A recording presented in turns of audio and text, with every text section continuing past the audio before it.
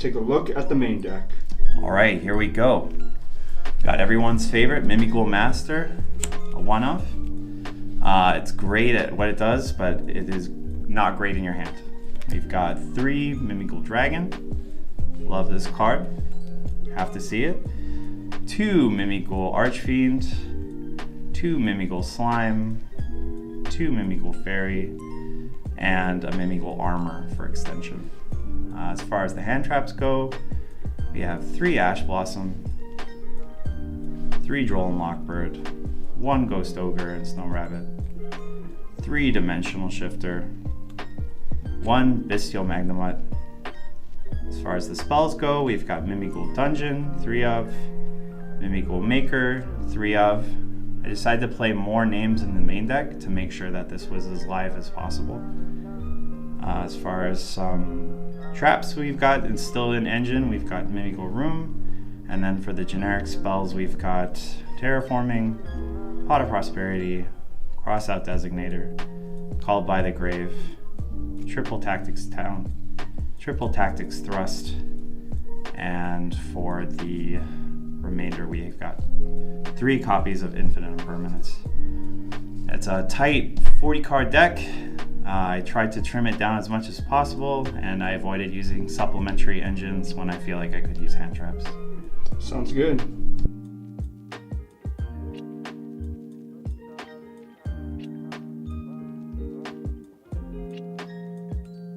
We've shown you the main deck, now it's time for the extra deck.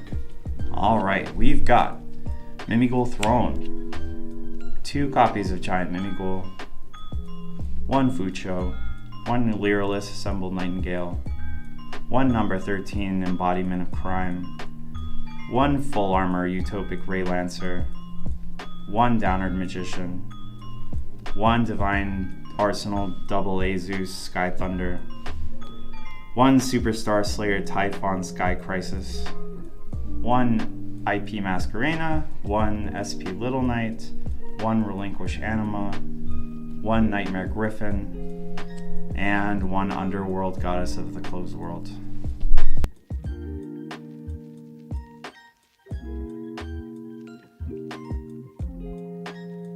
Extra deck, now finally we have the side deck. Alright, let's get started.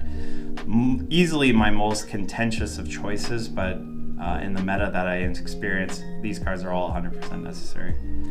We've got 1 Mimighoul Cerberus, 2 more copies of Ghost Ogre and Snow Rabbit, 1 tech copy of Dark Ruler No More. I'm iffy about this, but it has come up in some games.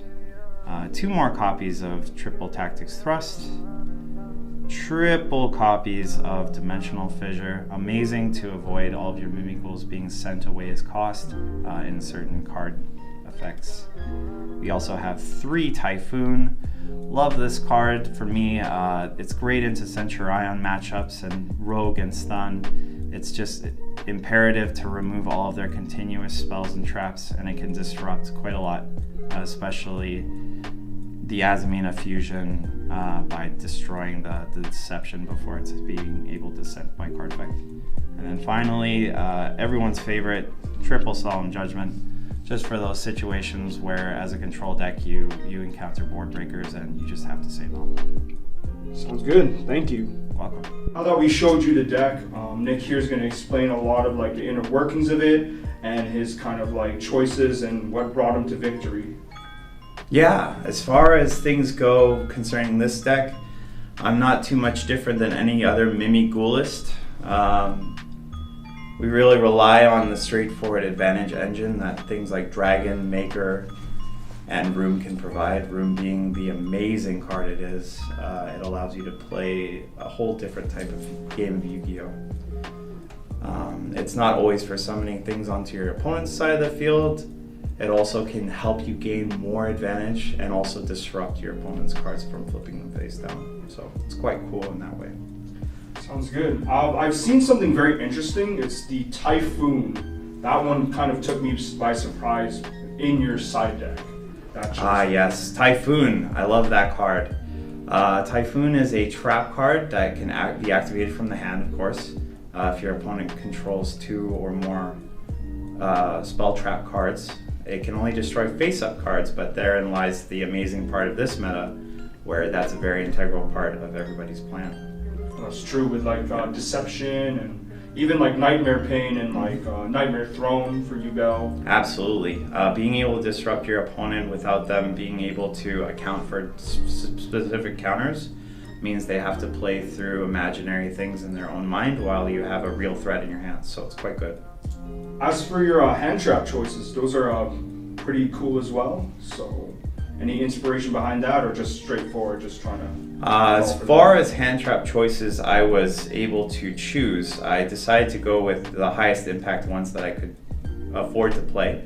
Mostly importantly, a dimensional shifter here, which is integral for keeping the game at a good pace while not hindering your own performance. Will allow you to play a more control-based strategy and actually slow the game down enough that you're able to have your simple advantage pile up to the point where you're able to overwhelm them with attack points, especially with Giant Mimighoul, enabling you to attack directly and burn them afterwards. So it's good. Quite good that way, yeah. And for the Mimighoul archetype, do you have any like specific favorites you have in mind?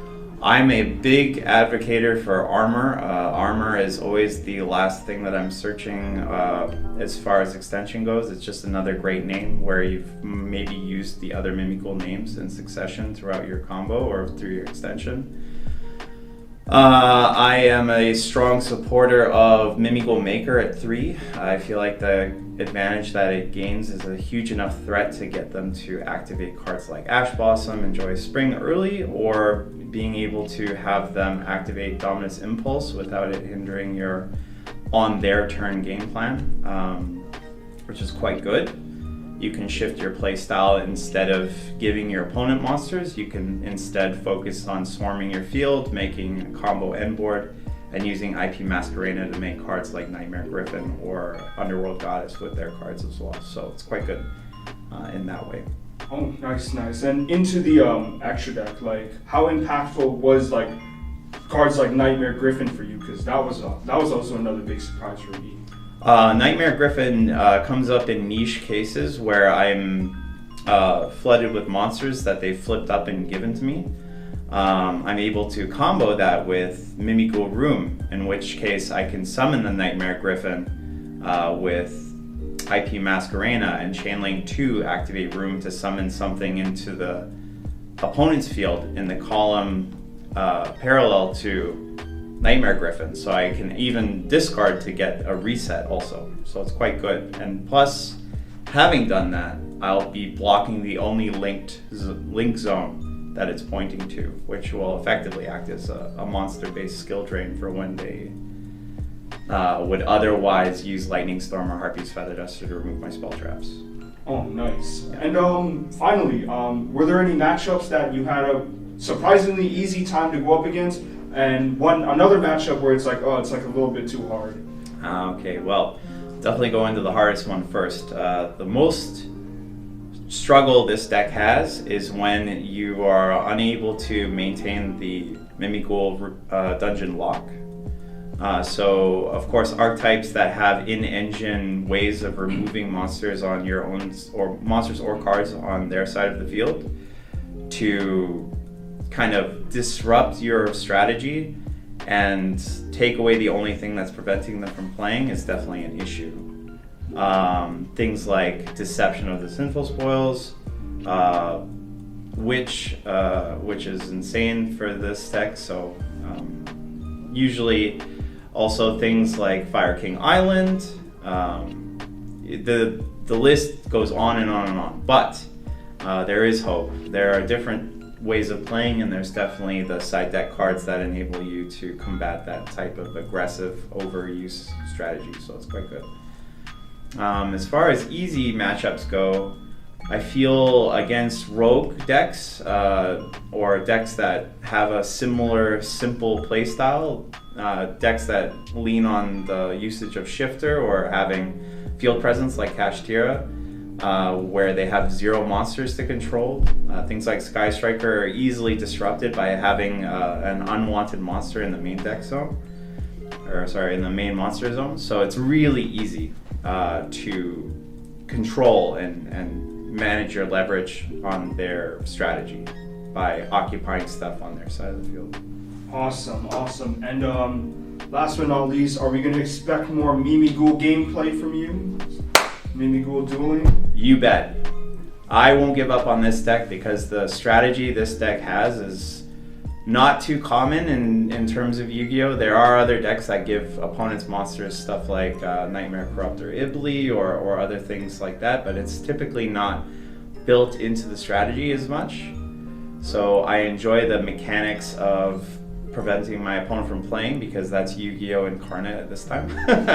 But I really like how each card brings something to the table and a unique gameplay experience can be attained just by normal gameplay. So it's quite cool seeing cards like Mimighoul, the giant Mimighoul, having not only an enabler for you attacking directly while controlling the field, but also for destroying and burning also. That card is absolutely amazing. Okay, Nick, thank you again for showing me your Mimighoul deck profile. So do you have any like shout outs you want to shout out, friends, family? Whatever? Absolutely, yeah. No, I love how the Trading Gallery has hosted this video. I love the Trading Gallery's amazing space for dueling, card trading, buying, purchasing collectibles. I also want to thank Team TTG for helping me playtest extensively for all of the events that I've been attending recently, especially locals. And I want to thank my good friend MatteTCG here for hosting this video and for giving everybody an inside look to Mimighoul along with me.